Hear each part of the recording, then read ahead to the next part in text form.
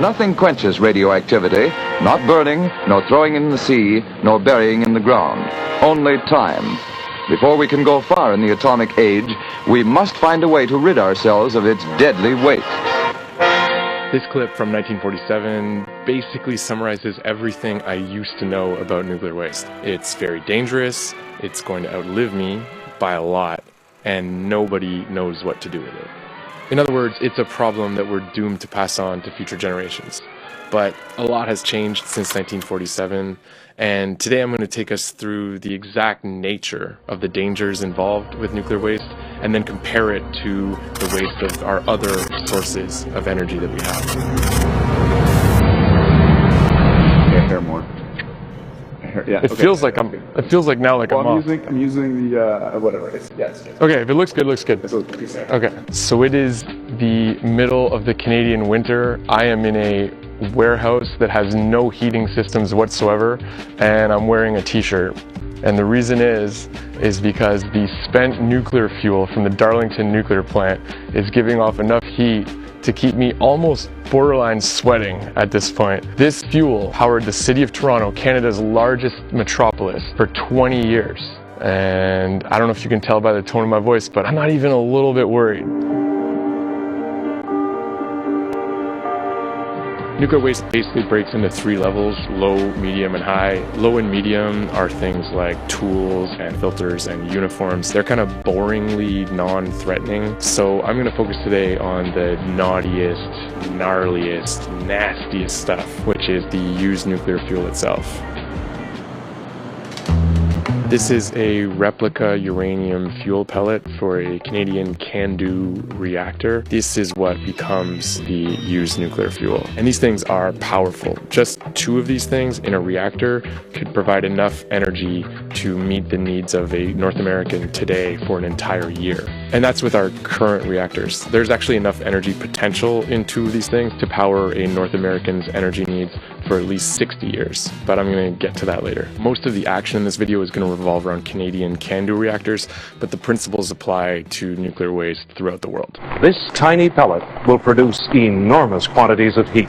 Before these pellets go into the reactor, they are safe to handle with bare hands. Those white gloves the workers are wearing are actually to protect the fuel from humanity's filthy fingers, not the other way around.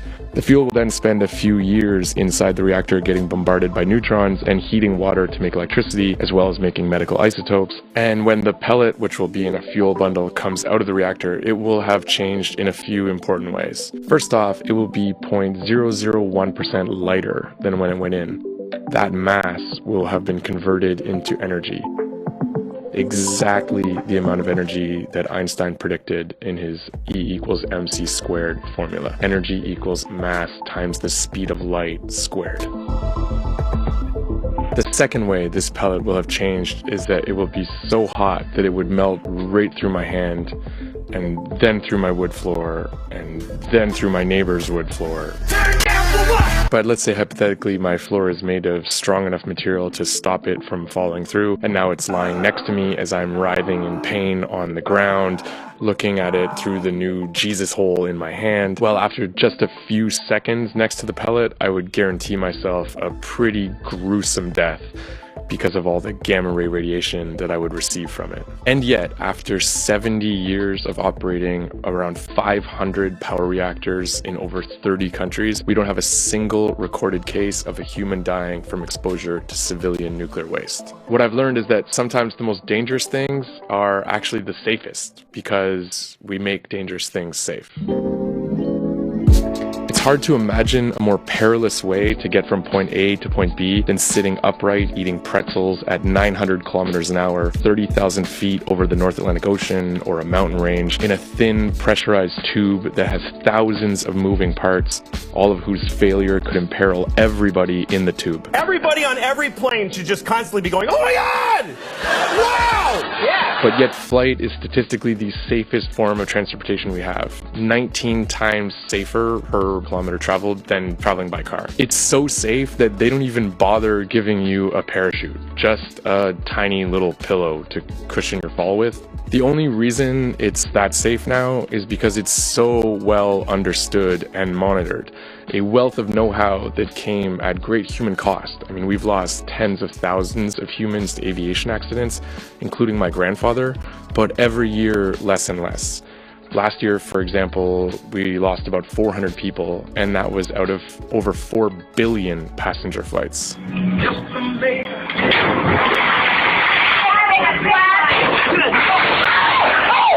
Compare this with the 10,000 or so people who die every year falling off ladders.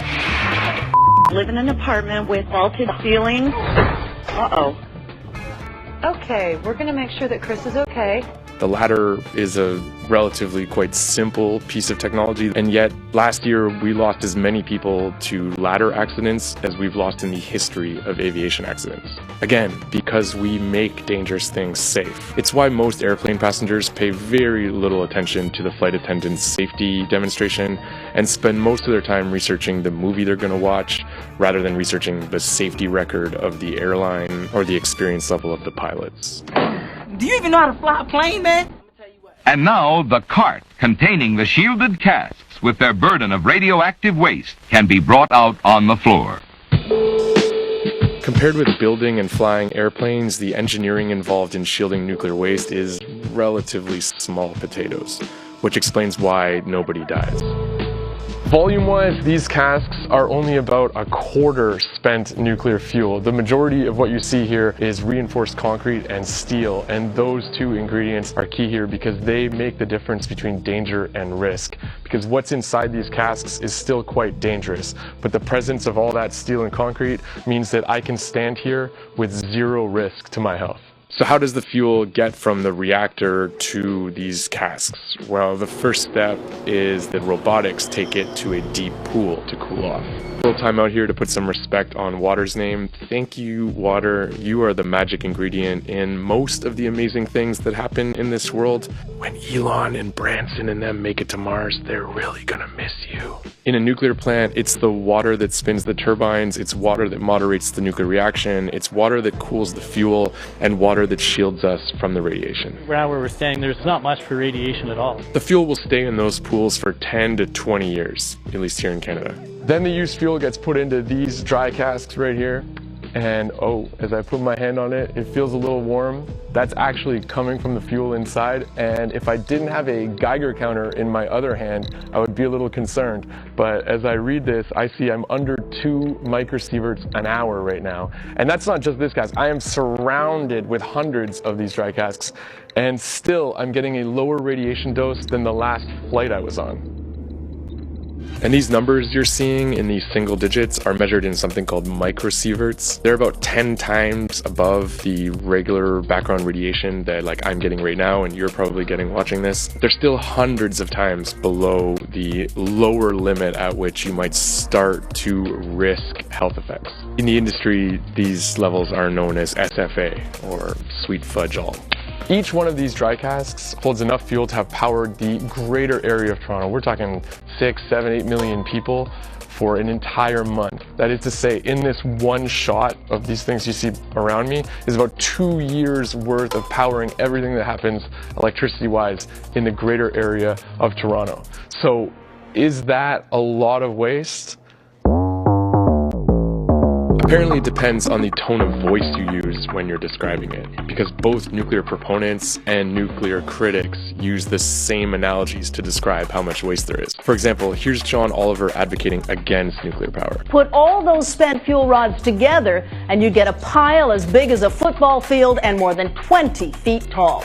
Or you could put them in a pile as big as 2 football fields and 10 feet tall, or half a football field and 40 feet tall, or 20 football fields 1 foot tall. The point is, we have a lot of nuclear waste and it's very fun to play with. And now here's Kyle Hill advocating for nuclear power. All of the high-level waste ever created by every nuclear power plant in the world could be buried in just a football field-sized space. Yeah, nuclear power is just that efficient. So is that a little bit of waste or a lot of waste? I think the only way to move forward on that is to compare it to the alternatives. And we'll start with baseload power, because every grid in the world depends on stable baseload power, of which right now there's only 3 technologies doing that: hydroelectric dams, fossil fuel power plants, and nuclear power plants. For hydrodams, the waste is the massive concrete dam itself, obstructing the planet's greatest rivers, both while it's operating and after its life has ended. And also the flooding of the reservoirs causes methyl mercury to accumulate in the ecosystem, which can be very harmful to animals, humans included. The other alternative, fossil fuel waste, is almost certainly the worst of all. It's shot up into the atmosphere, killing millions annually from respiratory illnesses, strokes, heart disease, and lung cancer, causing asthma, ocean acidification, global warming, and there's lots of it. Here's a visualization of what a day's worth of New York City's CO2 emissions would look like piled next to the Empire State Building. This visualization was done before New York prematurely closed the Indian Point nuclear plant and replaced it with natural gas. And that's for just one city for one day, and it's significantly more than our football field. Then you have the intermittent sources like wind and solar. The reason I'm putting these sources behind the fossil fuels is because up till now we don't know of any grids that run on wind and solar without fossil fuels to back them up for when the sun is not shining and the wind is not blowing. Wind turbines last about 20 years on average, while solar panels average about 30, and there's no existing recycling solution for either of them. The current protocol is to dump them in landfills, which is just starting to begin. The Casper Regional Landfill has received more than 1,100 turbine blades from across Wyoming. Meanwhile, the first big round of solar panels has yet to arrive at the dumps, but when they do, they will leach heavy metals like lead and cadmium, which are toxic forever. Oh, there's my green light. The most effective anti-nuclear energy film of my lifetime is almost certainly Into Eternity by Michael Madsen. The film is haunting in a way that Scandinavian filmmakers specialize in haunting films with all that empty space and silence. It's filmed in and around the construction of Finland's Onkolo Deep Geological Repository, set to be humanity's first long-term storage facility for nuclear waste. Long-term here means forever. We have borrowed something from you to protect you. You should stay away from this place, and then you will be safe. As the name Into Eternity suggests, the drama in the film revolves around the time scale during which nuclear waste remains radioactive. And it's structured around a letter left for future generations that is read by the director himself. I am now in this place where you should never come. We call it Onkolo. Onkolo means hiding place. Onkolo must last 100,000 years. Nothing built by man has lasted even a tenth of that time span. Well, hello there. I know this may appear as if I'm mocking the film, but I assure you, I'm actually a great fan.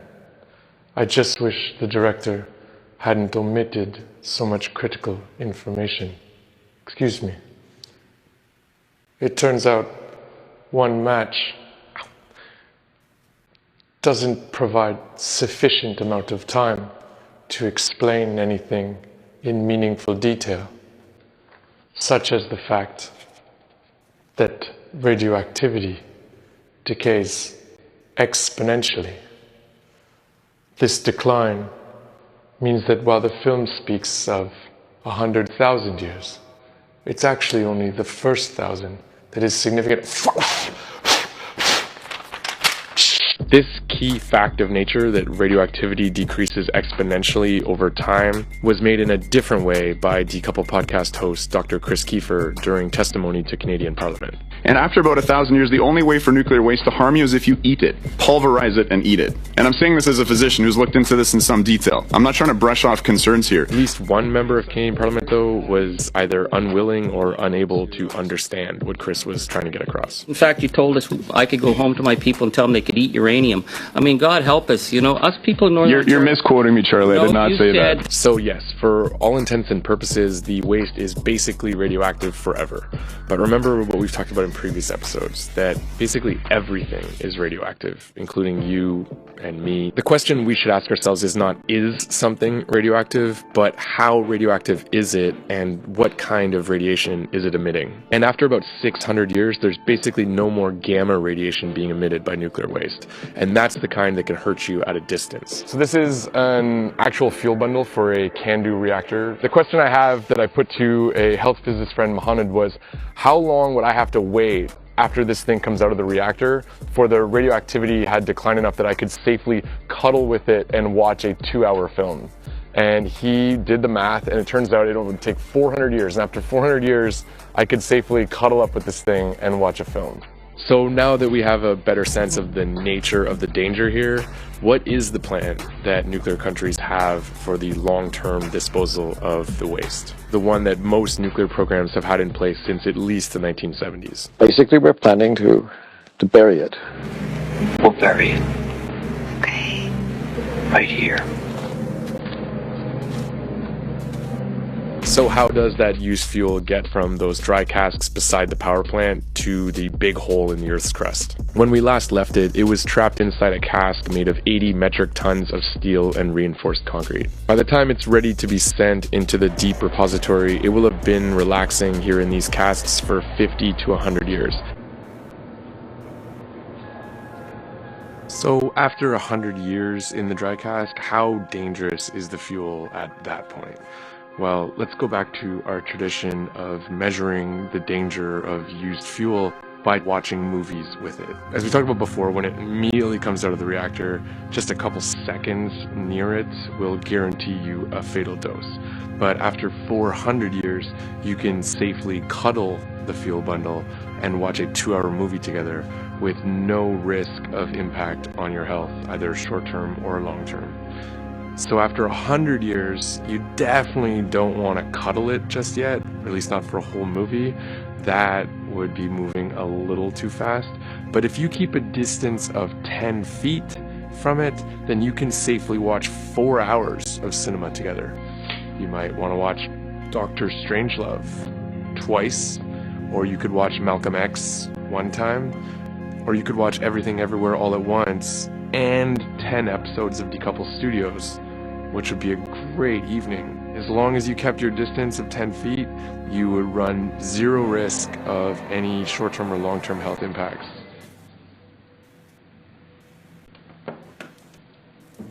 But to be as safe as possible, when it's time to move the waste to the deep repository, robotics will again be used to move it to a box made of 31 metric tons of stainless steel, which will then be loaded onto a truck headed for deep storage. Calling this thing a box feels a little imprecise, a little like calling a liger a cat. Oh, he peed on you! Oh no! These boxes have been put through every kind of test you could imagine. Dropped from heights, submerged in water, engulfed in fire, hit with a locomotive traveling at 160 kilometers an hour, and my personal favorite, parked directly next to a railway tanker car filled with propane, which is then detonated. So far, none of this creative destruction that these sadistic engineers cooked up has managed to break or even cause a leak in the Liger box. So we're going to assume that the box makes it safely to the deep geological repository, the big hole. So where to put this repository? Well, the research to look into that began a long time ago. Here's the head of the Canadian program in 1979 talking about the key quality one should look for in a good waste hole. The only feasible way for this waste to get out is that water get at it at some point and dissolve it and then carry it back out. So by going deep in the rock, we get to a point where the amount of water will be extremely small if there's any water at all. Fast forward 40 years and the lucky rock formation has been identified. But that's not it. Now you get to add in the engineered barriers. Because the used fuel won't just be tossed down there. It's going to be put inside a steel container, sealed with an outer layer of non-corrosive copper, placed inside a box made of bentonite clay, which is one of the hardest substances on Earth for water to pass through. And any leftover space in the cavern is going to be filled with additional bentonite clay. Clay is something that has a very hard time for water to move through. We use it to line conventional garbage dumps and things like that because it's impermeable to water. Anyway, bentonite clay is like clay on steroids for that, right? And then we have, a robust copper-lined steel canister that's, a couple inches thick and has copper on it because it avoids corrosion. Corrosion really needs oxygen to drive it, and there's no oxygen down there. But anyway, all that aside, water needs to get through all of there, do a U-turn and get back out, and then get up to the surface. It betrays the sort of, what we, I guess for lack of a better word, are starting to call safetyism. They're taking things to such an excessive level that my fear is it's maybe too expensive to do. You don't get the social license to do it. It doesn't happen. And it's scaring people. And it's scaring the shit out of people. When you say, okay, we have got this copper, it's not going to corrode for 1 million years. Well, do you need it to hold what's there for 1 million years? Holy shit, if you do, that sounds scary as fuck. I mean, I've got dangerous household chemicals under my sink I'm not that worried about. Yeah, that scares the shit out of people, for sure. I can honestly say that after researching this stuff for months and visiting all of these places in person, that if you're somebody who's worried about toxic waste's impact on future generations, then the nuclear industry probably shouldn't be the focus of your attention. Industrial civilization has littered this planet with all kinds of toxic substances.